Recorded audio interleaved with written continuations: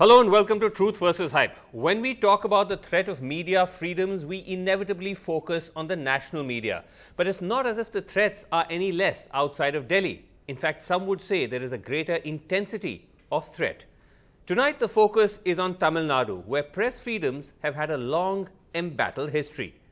But Sam Daniel Stalin reports on a new threat of how channels are increasingly being blacked out simply for putting out news that the ruling establishment is not happy with.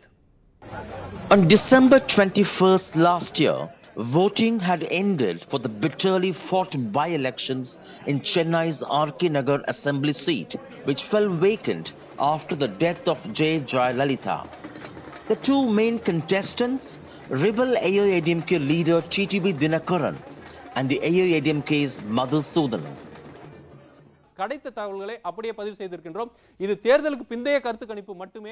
TV, a local news channel, aired the results of an exit poll, which showed Dinakaran ahead. In the next half hour, the channel was taken off air by the state-run Arasu cable network. It is still to return. This is not an isolated case. Instances compiled by a few associations of journalists cite these other instances.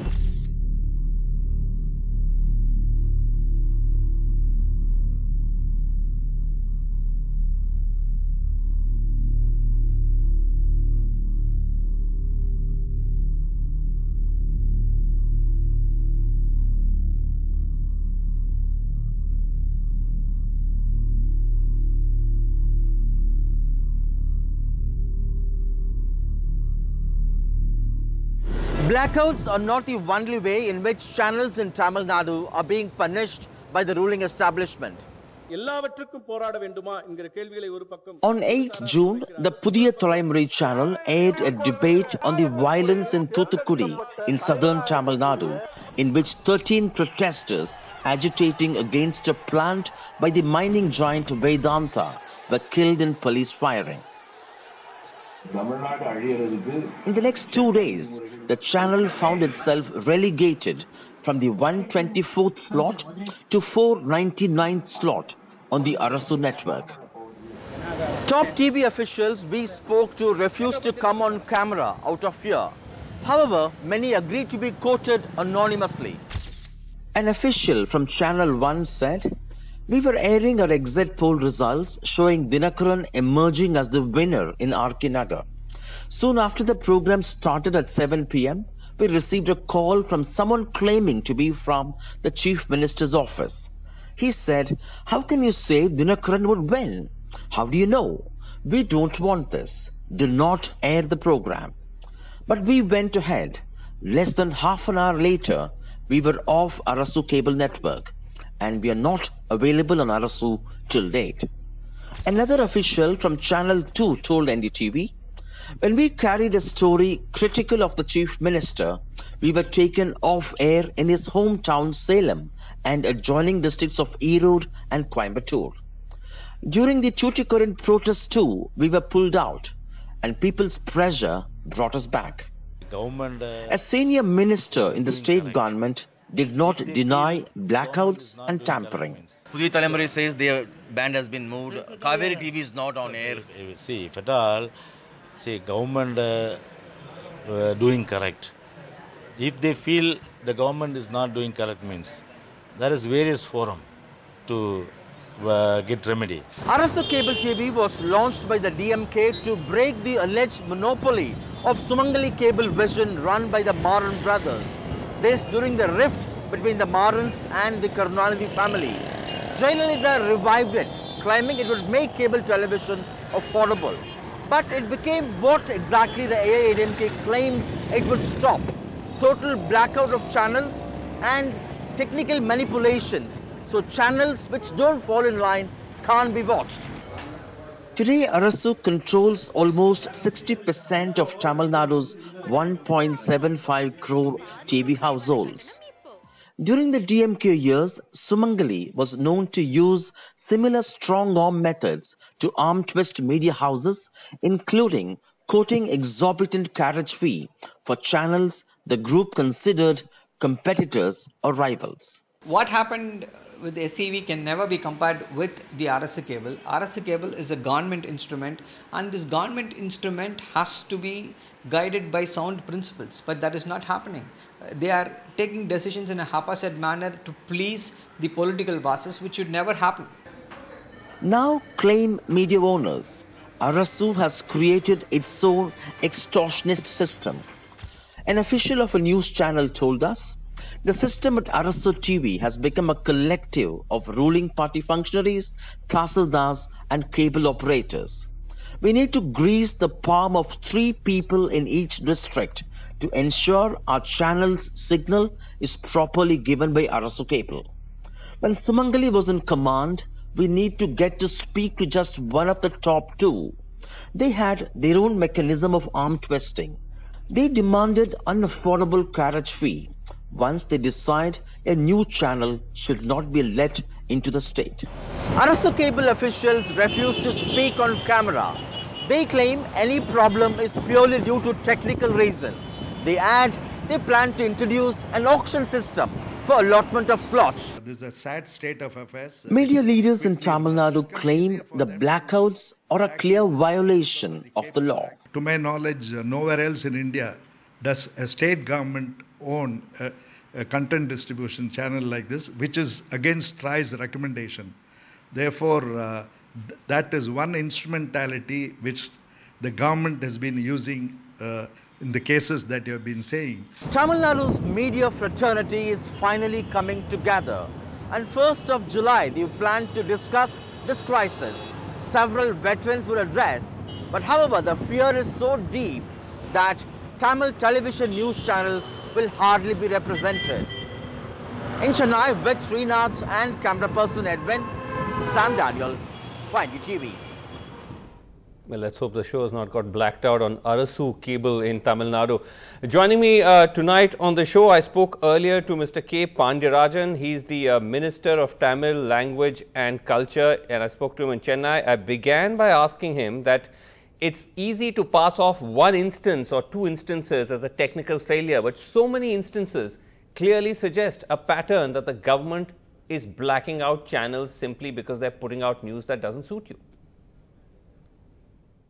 No, but really speaking, I mean, Tamil Nadu has exploded in terms of the number of television channels, and Arasu cable, as you know, which has been welcomed by the people phenomenally. In the last TMK government had given free televisions, but they insisted that all the people go only to their family connectivity, you know, through Sun TV network, which was controlling the cable TV network completely. But what are the explosion of TV channels have to do with blacking out news? I'm saying today almost all the channels, you know, the hundreds of them are going through, Arasu cable TV, which is the reason now you're talking about somebody being shifted from 25 to 400 and things like that. You know, really speaking, I'm giving you a background of the fact that there has been phenomenal increase in the number of TV channels in Tamil Nadu. Okay, so you're saying that these are largely technical reasons, but then how would you explain the fact that it's only channels which seem to be carrying news which makes you, as in your government, uncomfortable that get blacked out? No, if you really look at the kind of televisions, the 6 instances that you are mentioning, for instance, there's a bunch of channels which are completely declaring themselves to be pro-DMK and anti-ADMK. None of them have complained in this. If you look at Sun News or Sun TV or any of their channels, they have not been blacked out. And there are some of the English channels who were sworn to take an anti-ADMK position in everything that we do. But none of them have been blacked out. So in my view, I don't think it's been a deliberate attempt at blacking out some of the channels. Okay, so would you then assure our viewers and these TV channels in Tamil Nadu that the government will not use these methods? Absolutely no. In fact, if at all anything we keep saying, there's so many achievements that this government has done, which they are not really carrying. You know, even the ones which are right now in the number 1, number 2, number 3 in the hierarchy of the channels in the Arasu TV, they've not been pro-government at all. And we've not been discriminatory as far as this is concerned, and we will not be discriminatory. You can rest assured on that. Tamil Nadu will always remain as the bedrock of freedom of press, and it's always been so, it will always be so. Yeah. Okay, bedrock of freedom of press. Thank you very much indeed, Minister, for joining us. I'm not sure if that description would be accepted by everybody on our panel tonight. And Ram Chennai, from Chennai joining us, Chairman of the Hindu Publishing Group. A. Sharvanan, DMK spokesperson, is also here with us, as is Mr. Navneet Krishnan. He is AIA DMK spokesperson. And also Apar Gupta is here with us, a lawyer, practices in Delhi, is conversant with laws pertaining to the freedom of speech. Now, Mr. Ram, you heard there, of course, the defense by Pandirajan, but the fact is that, as you saw in our report, not a single TV channel owner or official was willing to come on record and to speak to us. That's the extent of the fear. So at least we have people like you, who are leaders in the print media space, willing to come and speak. But it's a very different story when it came to TV channels. Actually, some of the leading people in the TV channels have been in touch with me. And Murali, who you just heard, Sam interviewed. And we have taken up this issue. The Hindu wrote an editorial today on this once we were briefed on it. So, but I think many of them had other business interests, or they are otherwise very nervous about the consequences that will be visited on them. So it's unfortunate. It's true, they are very vulnerable. But the working journalists in many of these organizations are quite willing to come out, and as Sam Daniel mentioned, on 1st of July, we have convened a consultation which will then draw up a working plan. We have to face this head on. I heard the minister, he's a good friend of mine, and I think he put the best construction on, on what is indefensible, because there is no doubt that these channels have been punished. I get calls from somebody from the Chief Minister's office. There's a man called Eril who calls, we are told, and given these messages, and they do various things to make it difficult for people to watch these channels. And the other thing, Arasu, is that this is this goes against TRI recommendations. It is true that when it was in private hands, there was also anti-competitive practices, no question about it.